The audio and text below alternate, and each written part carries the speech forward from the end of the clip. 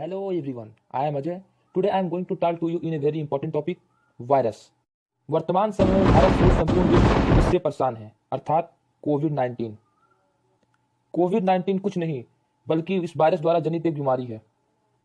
जिस प्रकार ads, polio, influenza, हिपोटाइटिस, meningitis आदि बीमारियां होती हैं, ये सभी वायरस द्वारा जनित बीमारियां हैं। वायरस यह अपने आप में एक अद्भुत चीज है, क्योंकि जब तक यह किसी जीवित जीव जंतु के संपर्क में नहीं आता तब तक यह अजीवित होता है, लेकिन जैसे ही किसी जीवित जीव जंतु के संपर्क में आता है तो यह भी जीवित हो जाता है और अपनी संख्या बढ़ाने लगता है, अर्थात एक बैड मिलिट्री फोर्स को जन्म देने लगता है ह्यूमन बॉडी के अंदर। यह इतना जटिल होता है कि इसे हजारों लाखों वर्ष तक किसी कांच के बर्तन में रखा जा सकता है, और अगर उस हजारों लाखों वर्ष बाद भी इसे बाहर निकाला जाए और किसी लिविंग एलिमेंट अर्थात किसी जीवित जीव के संपर्क में रखा जाए और उसके शरीर में प्रवेश कराया जाए तो यह जीवित हो जाता है और फिर से अपनी संख्या को बढ़ाने लगता है।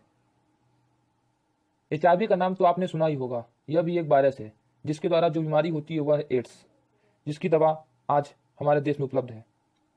Not all viruses are bad for you, some viruses is good.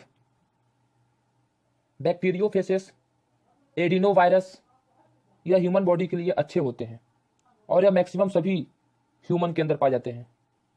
Virus and bacteria के द्वारा जो बीमारी पैदा होती है वह उन लोगों को बहुत कम या ना के बराबर इफेक्ट करती है जिनका मेटाबॉलिज्म स्ट्रांग होता है, स्पेशली कोविड 19 के लिए, बिकॉज अभी इसकी कोई मेडिसिन या दवा उपलब्ध नहीं है।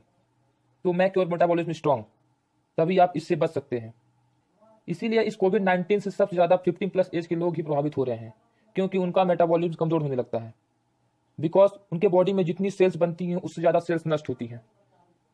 So please keep distancing from people and focus on your metabolism, because आपने सुना ही होगा, जान है तो जहान है। जय हिंद, जय Bharat. Hello everyone, I am Ajay. Today I am going to